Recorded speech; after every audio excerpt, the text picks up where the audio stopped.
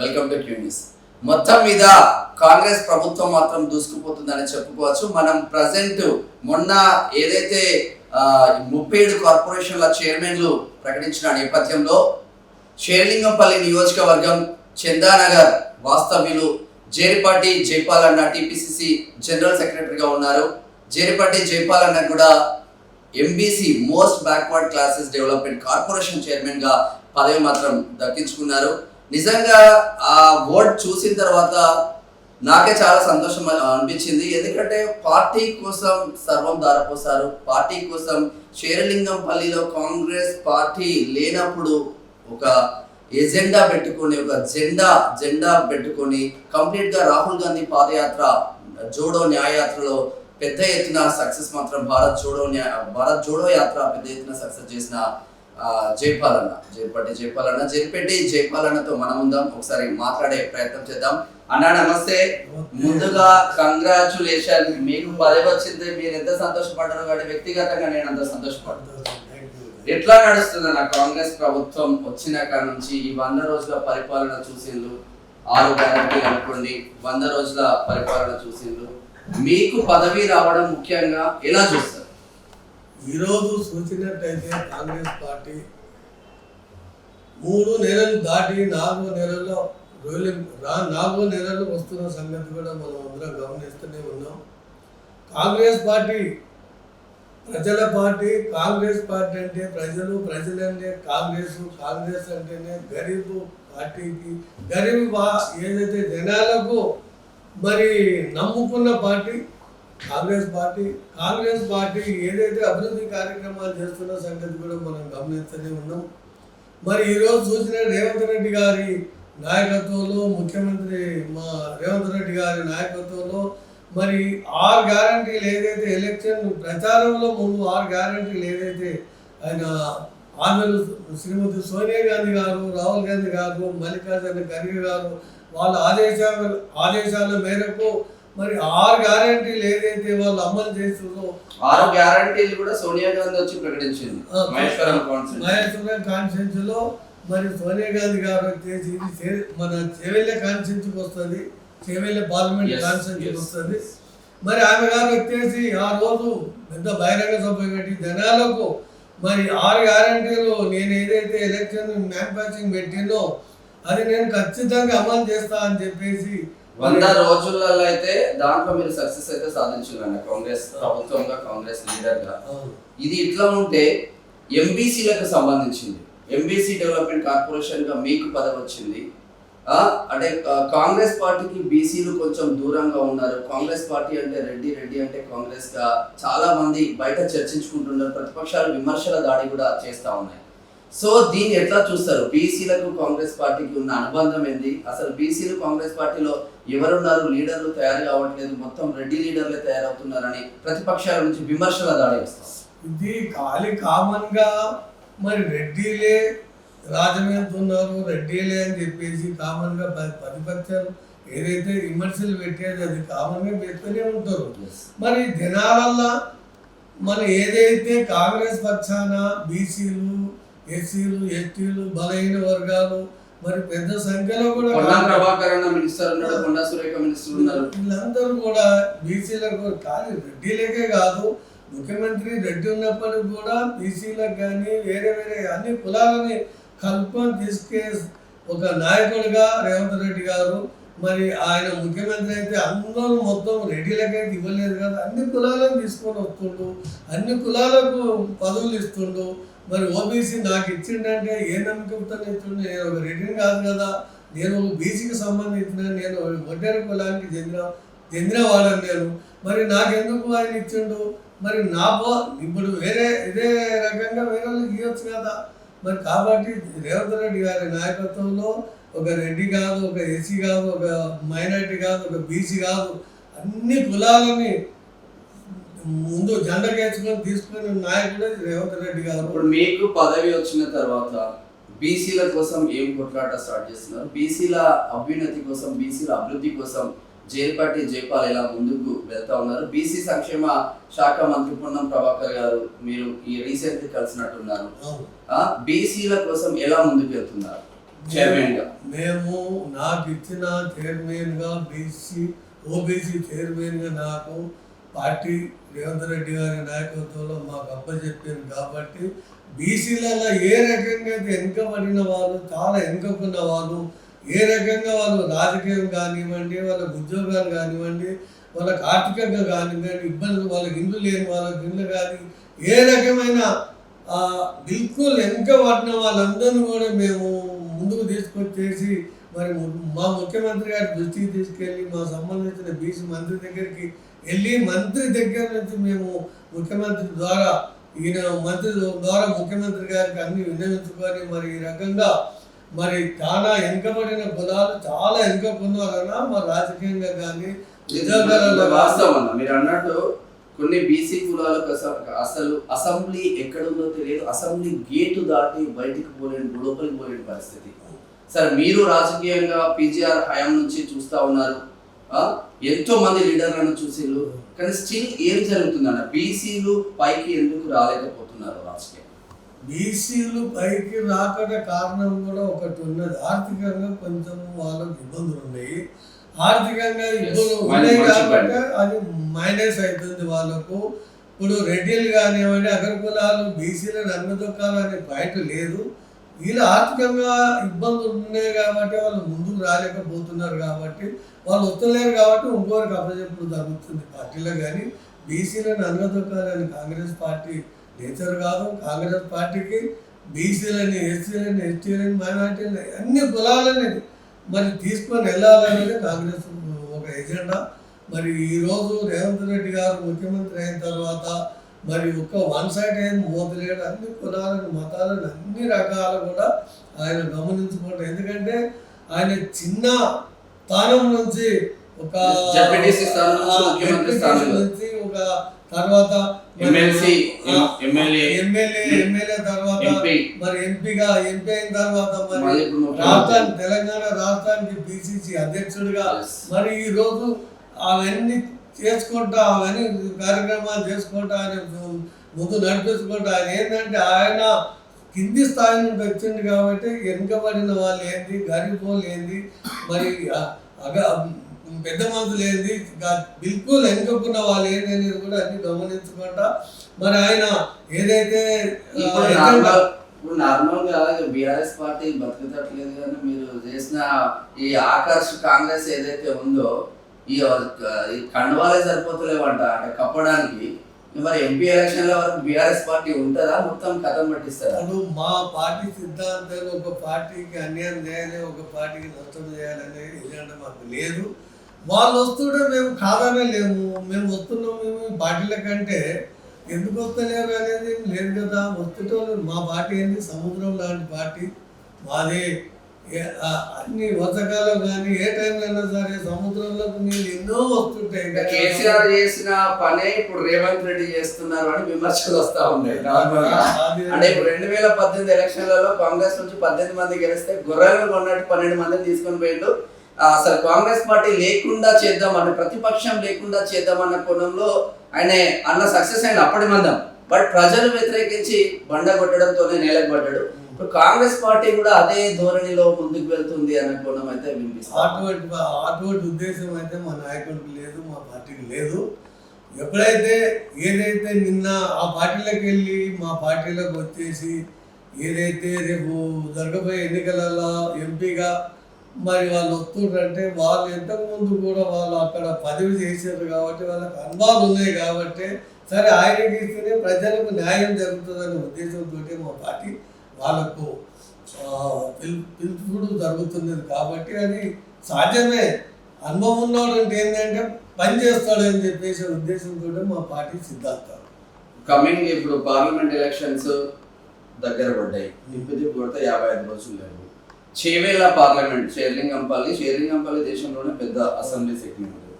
షేర్లింగంపల్లి కానీ ఇప్పుడు చేవేళ్ళ పార్లమెంట్ పరిధి, చేవేళ్ళ పార్లమెంట్లో కాంగ్రెస్ గెలిచే అవకాశం ఉందా?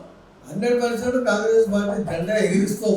మేమందరం ఏంటంటే రేవంత్ రెడ్డి గారి నాయకత్వం, రేవంత్ రెడ్డి గారి ఒక మన చేవేళ్ళ కాన్స్టిట్యున్సీ ఆయన ముఖ్యమంత్రి గారే స్వయంగా ఇంపార్టెంట్గా తీసుకున్నాడు ఈ పార్టీ. ఆయననే ఇన్ఛార్జ్, ఆయననే దీనికి ఎందుకు మీరు అంటే బయట సిట్టింగ్ ఎంపీగా ఉన్న Ranjith Reddy BRS sitting MP ఆయననే తీసుకొని కాంగ్రెస్ లోకి కండువా మార్చి ఇమీడియట్ గా టికెట్ ఇవ్వాల్సిన అవసరం ఏముంది? అంటే కాంగ్రెస్ కార్యకర్తలు దొరకట్లేదా, ఉద్యమాలు చేసిన కాంగ్రెస్ బిడ్డలు దొరకట్లేదా అని ఒక విమర్శ వస్తుంది.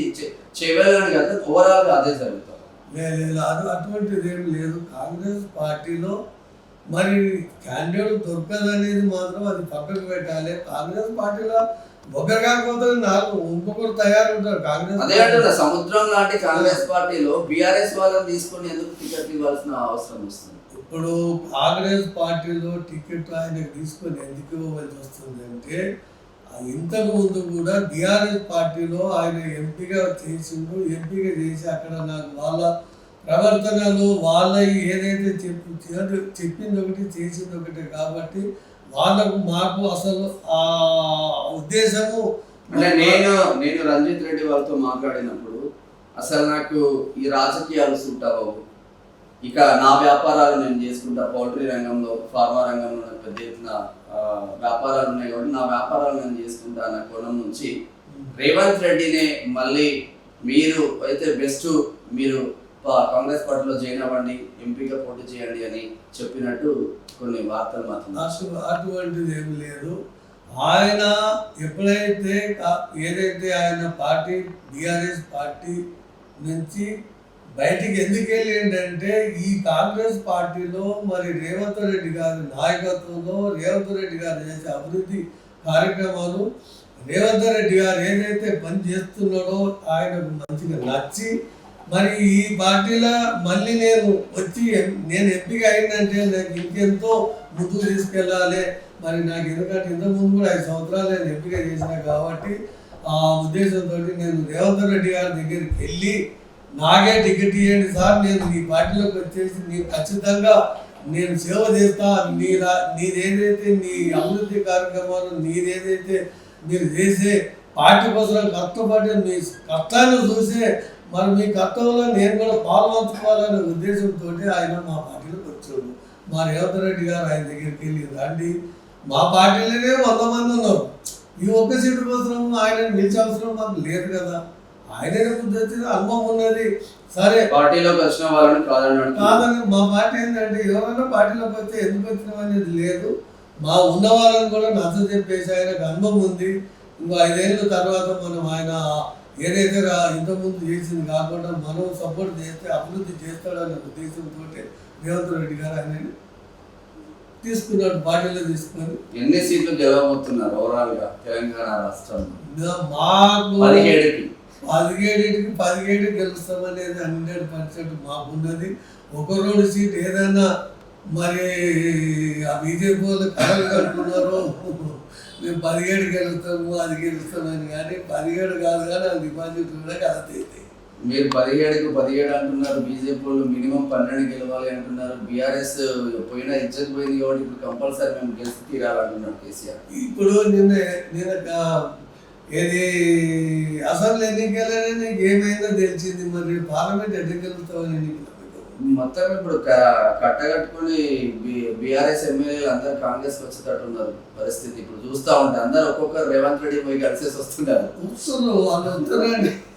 మరి ఈ రోజు చూస్తున్నట్టయితే రేవంత్ రెడ్డి గారి నాయకత్వం మంచిగా నచ్చుతున్నారు కాబట్టి రేవంత్ రెడ్డి గారు ఏదైతే ఇచ్చిన హామీలు నిలబెట్టుకుంటాడో, అభివృద్ధి తెలంగాణ ముందుకు తీసుకెళ్తాడు. తెలంగాణ ఒక మొత్తంగా మంచి అభివృద్ధి కార్యక్రమం ఇండియాలో మరి 29 రాష్ట్రాలలో నెంబర్ 1 రాష్ట్రంగా రేవంత్ రెడ్డి గారు చేస్తారన్న వాళ్ళకి ఆ నమ్మకంతో వస్తుంది. చివరి క్వశ్చన్ అన్న, నార్మల్ గా వెనుకబడిన బీసీ కులాలకు రేవంత్ రెడ్డి ప్రభుత్వం అనుకోండి, బీసీ సంక్షేమ శాఖ మంత్రిగా ఉన్న పొన్నం ప్రభాకర్ గౌడ్ అనుకోండి, ఎంబీసీ కార్పొరేషన్ చైర్మన్ గా ఉన్న మీరు జైపేటి జైపాల్ అనుకోండి, ఏం చేయబోతున్నారు? మేము రాష్ట్రంలో మరి వెనుకబడిన కులాలు ఏ మూలకు ఉన్నా ఎక్కడున్నా మరి అన్ని కాన్స్టిట్యూన్సీ 119 కాన్స్టిట్యూన్సీలలో ప్రతి కాన్స్టిట్యూన్సీకి తిరిగి 10 కాన్స్టిట్యూన్సీలలో ఎక్కడ వెనుకబడిన జాతి ఉన్నది, వెనుకబడిన అభివృద్ధి చెయ్యని ఏరియాలు ఉన్నాయి. మా మంత్రి గారు మాకు ముఖ్యమంత్రి గారి ఆదేశాలు ఏమున్నాయంటే మన సంబంధించిన మంత్రిని తీసుకొని అక్కడ ఉన్న లోకల్ ఎమ్మెల్యేలను తీసుకొని అక్కడ సర్వే చేసి ఎక్కడైతే అభివృద్ధి జరగలేదో అభివృద్ధి జరగని దగ్గరకే మీరు అందరూ కంటిన్యూగా సర్వే చేయాలి. అక్కడ మీరు చేసి అక్కడ నుంచి ఏదైతే ఉన్నదో అది నా దృష్టికి తీసుకురావాలి అని మాకు ముఖ్యమంత్రి గారి ఆదేశాలు ఇచ్చారు. అది ఎవరైతే మాకు సంబంధించిన మంత్రికి ఇస్తే ఆ మంత్రి గారు మాకు ఆదేశాలు ఇచ్చారు. మేమందరూ తిరిగి మా కార్యకర్తలు, కాంగ్రెస్ కార్యకర్తలు, లీడర్లు, మరి ఎంపీటీసీలు కానీ, జెడ్పీటీసీలు కానీ, సర్పంచ్లు కానీ వాళ్ళందరూ కూడా ఒక కట్టలాగా తీసుకెళ్ళి అభివృద్ధి జరగని ఏరియాలంతా మేము తీసుకెళ్ళి అభివృద్ధి మాకు పెద్ద ఎజెండా. మా ముఖ్యమంత్రి గారు అభివృద్ధి చేస్తేనే మాకు ఆయనకు నచ్చుతుంది. అభివృద్ధి ఈ 10 సంవత్సరాల కేసీఆర్ కాలంలో డబుల్ బెడ్రూమ్ కట్టినాయి, ఇక్కడ డబుల్ బెడ్రూమ్ అక్కడనే ఉన్నాయి. పుల్లూరు అనుకోండి, బానూరు అనుకోండి, ఎక్కడిదక్కడే ఉన్నాయి. కనీసం పేదలకు, నిరుపేదలకు మాత్రం ఏ సంక్షేమ పథకాలు వాళ్ళ దరిచేరలేదు. బట్ లీడర్లు మాత్రం 10 సంవత్సరాల వందల కోట్లు సంపాదించింది. కాంగ్రెస్ అలానే ముందుకెళ్తుందా? పేద ప్రజల కోసం ఎలా ఉంది? కాంగ్రెస్ ఎజెండా ఒక్కటే, ఏంటంటే మా కార్యకర్తలకు డబుల్ బెడ్రూమ్లు ఇచ్చే పద్ధతి ఉండదు. ఏదైతే గరీబ్ వాళ్ళు ఉన్నారో గరీబ్ వాళ్ళకు మా కార్యకర్తల ద్వారా ఎంక్వైరీ చేసి మరి మా సంబంధించిన ఆఫీసర్స్ వారి అందరూ ఎంక్వైరీ చేసి ఏదైతే గరీబ్ వాళ్ళు ఉన్నారో బిల్కుల్ ఇల్లు లేని వాళ్ళు, బిల్కుల్ చాలా ఆర్థికంగా వెనుకబడిన వాళ్ళందరూ కూడా ఇల్లు ఇవ్వాలనే ఇంద్రమ్మ ఆనాడు పెట్టిన అభివృద్ధి, ఆనాడు పెట్టిన డబుల్ బెడ్రూమ్ల ఒక స్కీమ్ ఉన్నదో ఈరోజు కాంగ్రెస్ ప్రభుత్వమే ఆనాడు పెట్టింది. మధ్యలో మరి వేరే ప్రభుత్వాలు చేసిన ఇల్లు ఎక్కడున్నాయి ఎక్కడ సున్నాలు వేసుకొని మేము కట్టించినామని చెప్తున్నారు తప్పితే ఆ రోజు ప్రతి ఊర్లో వాస్తవంగా ఇందిరమ్మ ఇల్లు ఉంది, డబుల్ బెడ్రూమ్ ఎక్కడ. ఈ 10 సంవత్సరాల కాలంలో తెలంగాణ రాష్ట్రం ఇచ్చిన కాంగ్రెస్ పార్టీ కూడా అధికారంలోకి రాలేదు. కానీ మిమ్మల్ని నమ్ముకొని చాలా మంది కార్యకర్తలు మీ వెంటే ఉన్నారు.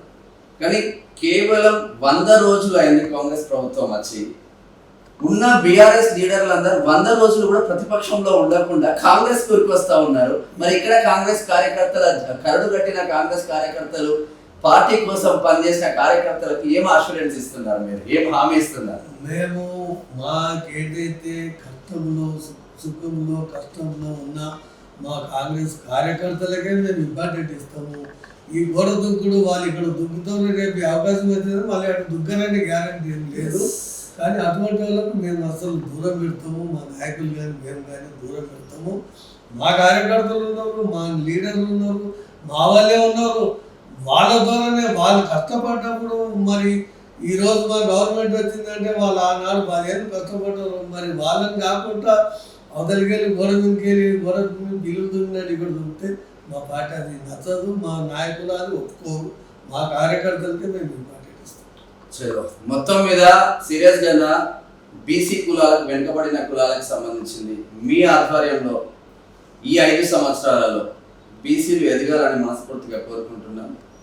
చాలా చిన్న కులాలు ఉన్నాయి, రజక కులం కావచ్చు. ఇప్పుడు మీరు వడ్డేర సామాజిక వర్గం నుంచి ఇంత పెద్ద ఎత్తున లీడర్గా తయారయ్యారు. మీదేందో పర్సనల్గా నాకు తెలుసు కాబట్టి వాట్ ఈ సిచ్యువేషన్, కరడు కట్టినట్టు ఎమ్మెల్యే సీట్ ఆశించిండ్రు కానీ రాలేదు. అయినా ఏ రోజు చిరునవ్వు ఇటు జరగడం, లేదంటే నేను సపోర్ట్ చేయాలన్న కాన్సెప్ట్ ఉండడం, అయినా మీరు పర్ఫెక్ట్గా సపోర్ట్ చేసింది. కార్యకర్తలు కూడా చాలా మంది ఆశలు పెట్టుకున్నారు మీ పైన కావచ్చు.